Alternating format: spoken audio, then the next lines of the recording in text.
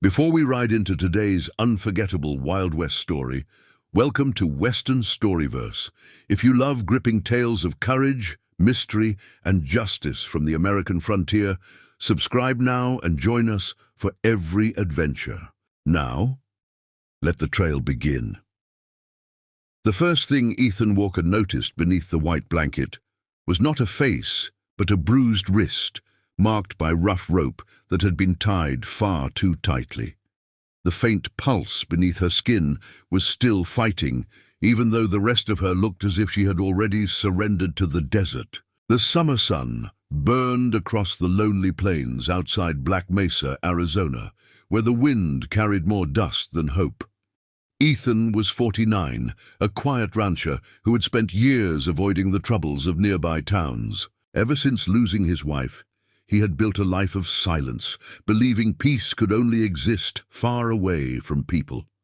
That morning, peace disappeared. A weathered wagon stood beside his northern fence, leaning on one broken wheel.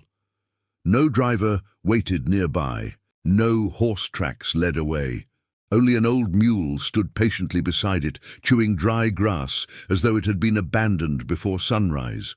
A spotless white blanket covered whatever rested inside the wagon. Ethan stepped closer, listening carefully.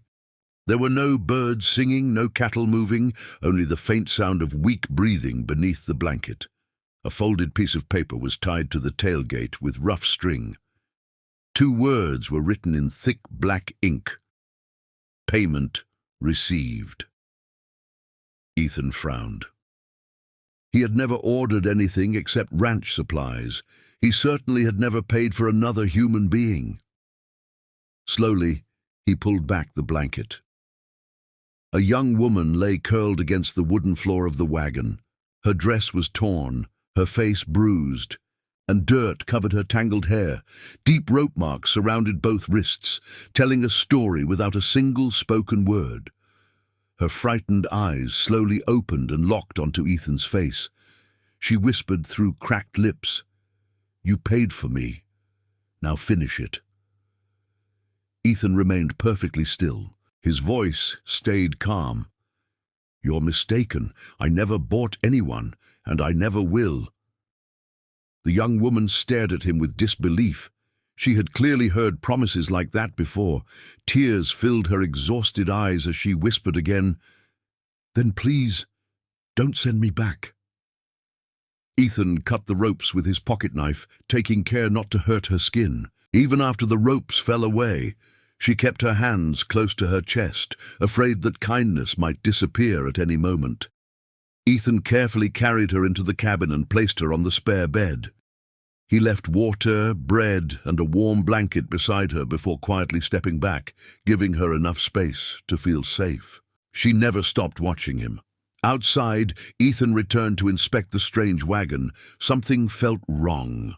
The wagon tracks were too light, almost as though someone had pushed it into place instead of driving it.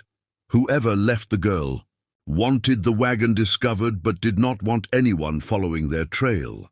As Ethan examined the tailgate, he noticed a symbol carved into the wood. It was a simple mark, but one he recognized immediately. Years earlier, he had seen the exact same symbol after a violent land dispute that had ended with innocent people buried beneath the desert soil. His heartbeat slowed. This was no accident. Someone had chosen his ranch for a reason. Inside the cabin, the young woman remained silent until Ethan finally asked, "What's your name?" After several long seconds, she answered softly, "Clara." Ethan nodded once. "I'm Ethan Walker. You're safe here." Clara looked away, unable to believe those words. Far across the open desert, hidden behind a rocky hill, a lone rider lowered his spyglass. He watched Ethan's ranch with a slow smile before turning his horse toward town. The trap had worked perfectly, but Ethan Walker knew better. Trouble often arrived wearing a calm face. After making sure Clara had fresh water and food, he saddled his horse and prepared to ride into Black Mesa. Before leaving, he looked directly at her. "I'll be back before dark," he said quietly. Clara lowered her eyes. If they see you asking questions, they'll know where I am." Ethan gave a small nod. "Then let them know. I'm done running from men who hide behind fear."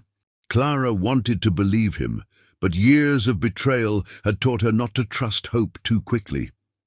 As Ethan rode toward town, dust followed behind him like a warning. Black Mesa looked busy as always. Wagons rolled through the streets while merchants shouted prices.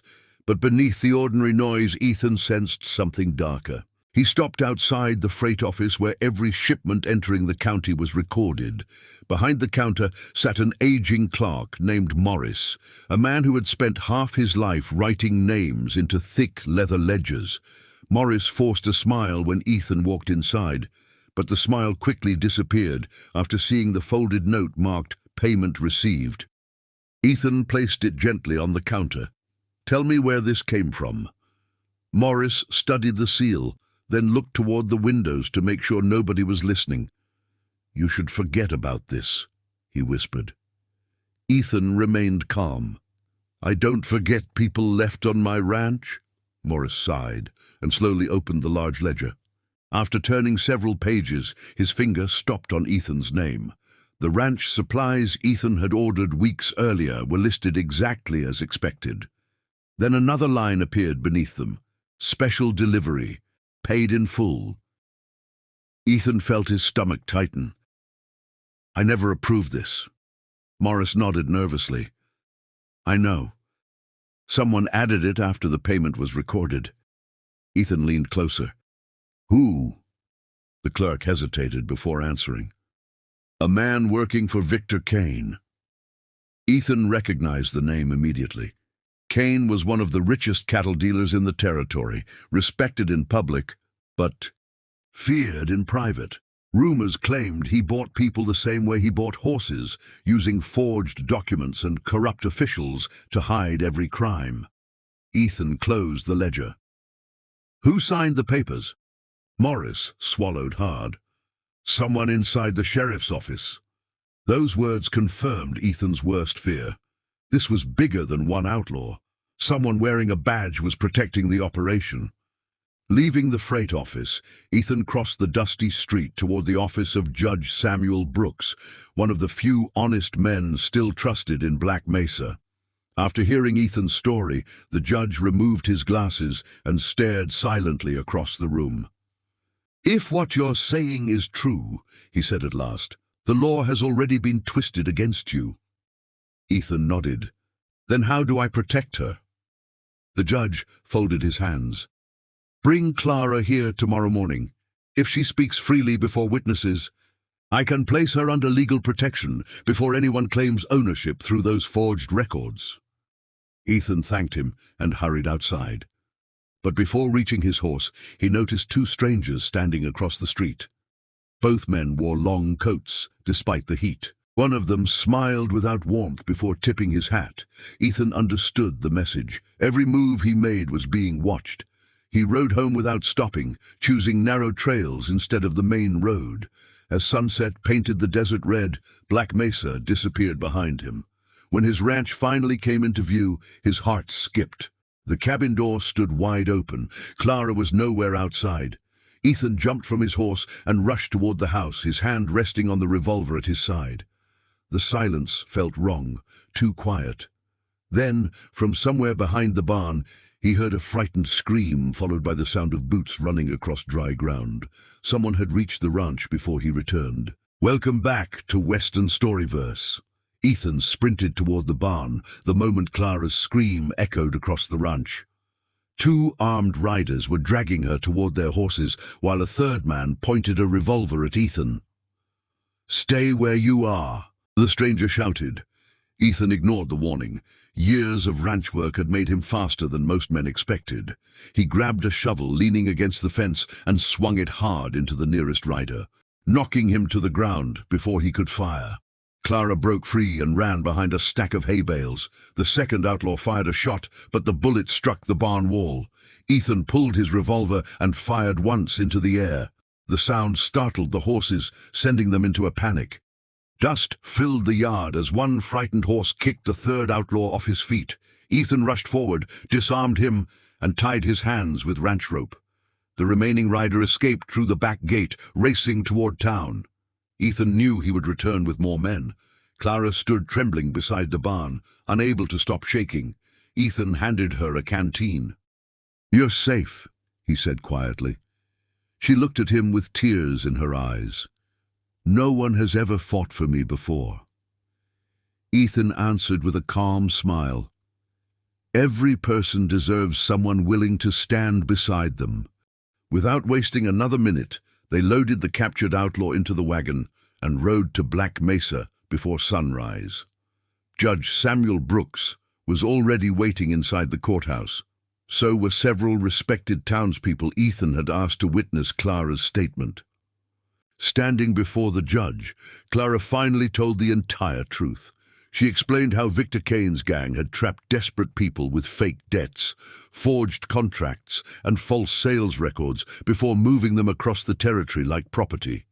Every word was spoken clearly. Every witness listened in silence. The captured outlaw tried to deny everything, but Judge Brooks ordered the freight ledger brought into the courtroom. The forged payment line matched the outlaw's handwriting found on other illegal records. Moments later, the sheriff himself entered the courtroom, expecting another routine hearing. Instead, Judge Brooks placed the evidence in front of him. The sheriff's face turned pale as witnesses described the corruption inside his own office.